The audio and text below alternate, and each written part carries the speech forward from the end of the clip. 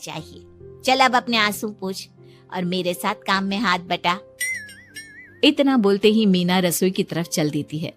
साक्षी भी अपनी सास के पीछे चल देती है और सभी बातों को भूलते हुए खुशी खुशी काम पर लग जाती है। मन ही मन साक्षी अपनी सास को हर जन्म में अपनी माँ के रूप में मांगने के लिए भगवान से प्रार्थना करती रहती है। ऐसे ही दिन बीतते रहते हैं। मीना हर समय ढाल बनकर अपनी बहू के लिए खड़ी रहती।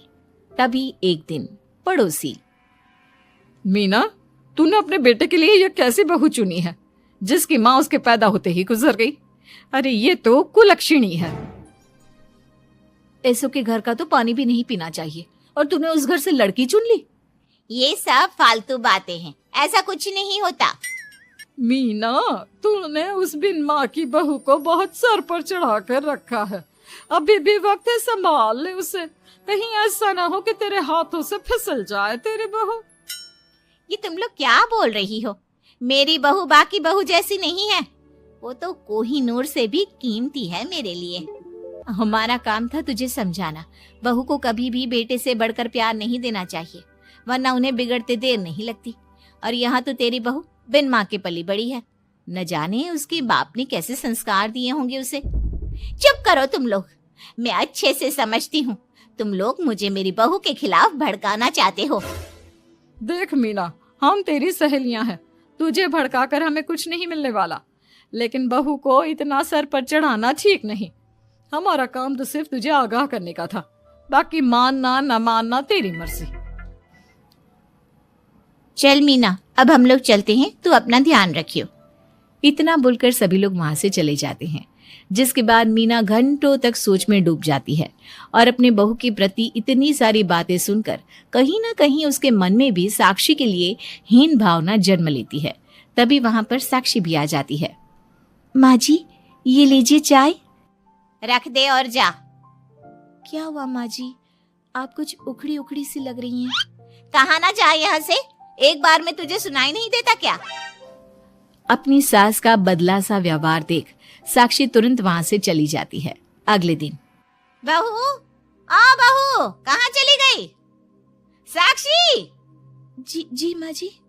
ये क्या, घर इतना गंदा कैसे हो रखा है? कभी हाथ पैर भी मार लिया कर इधर उधर। वैसे तो सारा दिन घर में नाचती रहती है। मैं अभी पूरा घर अच्छे से साफ कर देती हूँ माँ जी। एक हाथ में झाड़ू और दूसरे हाथ में बाल्टी लिए साक्षी चुपचाप घर के कामों में लग जाती है। शाम में, साक्षी, ऑफिस में मेरी कल बहुत जरूरी मीटिंग है, मेरे कुछ कपड़े प्रेस कर दो, मुझे कल जल्दी निकलना है। जी अभी कर देती हूँ। साक्षी अर्जुन के कपड़े प्रेस कर ही रही होती है, तभी उसके ससुर उसे आवाज लगा देते हैं, जिस पर वो भागते हुए उनके पास जाती है।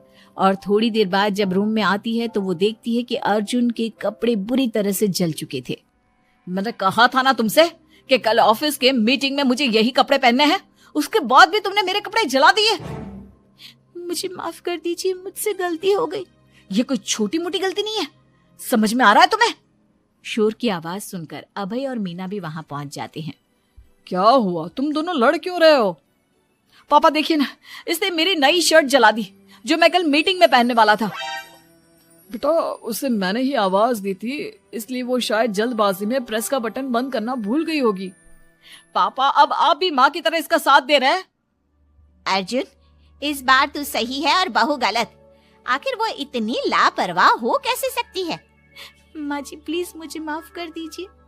अब तुम्हारी सजा ये है कि अभी और इसी वक्त तुम मेरे बेटे के लिए हूबहू ऐसी ही शर्ट ढूंढ कर ले आओ। जाओ। तुम्हारा दिमाग खराब हो गया है क्या? इस समय कहाँ जाएगी हमारी बहू? और अब तो सारी दुकानें भी बंद होने वाली होंगी। अगर दुकानें बंद हो भी गई होंगी तो उसे खुलवाकर मेरे बेटे के लिए शर्ट लेकर आओ। माँ रहने दीजिए, इन सब की कोई जरूरत नहीं है। पापा ठीक कह रहे हैं, इस समय कहाँ जाएगी ये? मैं कोई दूसरा शर्ट पहन लेता हूँ। मैंने जो कह दिया सो कह दिया। अब गलती इसने की है तो सुधारना भी इसे ही पड़ेगा। जाकर शर्ट लेकर आओ। मीना की बातें सुनकर साक्षी रोते हुए वहां से चली जाती है और रात के 10 बजे तक पति के लिए दुकानों पर जाकर कपड़े ढूंढती रहती है। थक हार कर करीब 12 बजे साक्षी कपड़े लेकर घर पहुंचती है। अर्जुन की ऑफिस के मीटिंग के लिए तुम्हें हूबहू वैसे ही कपड़े मिले या नहीं? ये रहे कपड़े मम्मी जी। साक्षी अपनी सास को कपड़े देकर जा ही रही थी कि मीना उसके हाथ में चोट देखती है। ये चोट कैसे लगी तुझे? पता नहीं, जल्दबाजी में शायद किसी चीज से लग गई होगी।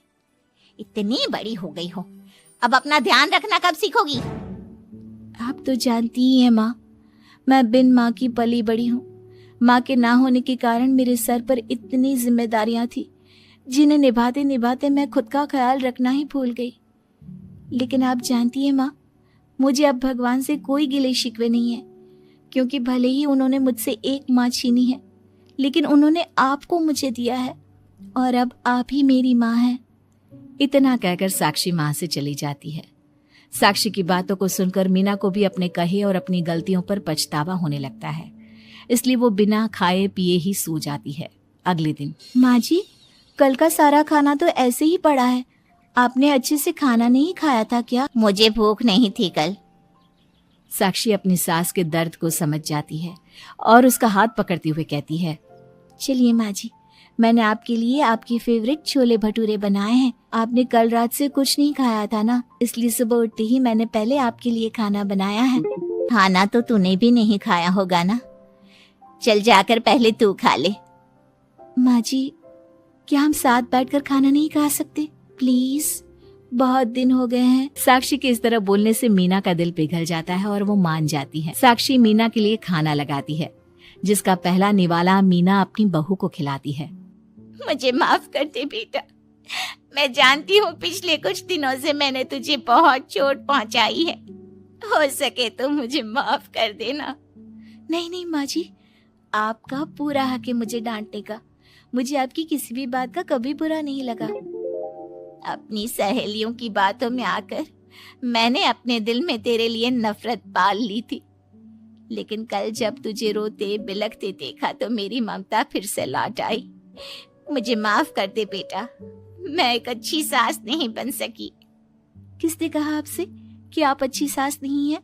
आप तो वर्ल्ड की बेस्ट सास हो, और सच कहूं उससे भी बढ़कर बेस्ट बेस्ट बेस्ट बेस्ट मेरी माँ हो आप। इतना कहकर साक्षी अपनी सास को गले लगा लेती है और उसके बाद दोनों पहले की ही तरह हंसी खुशी साथ रहने लगते हैं।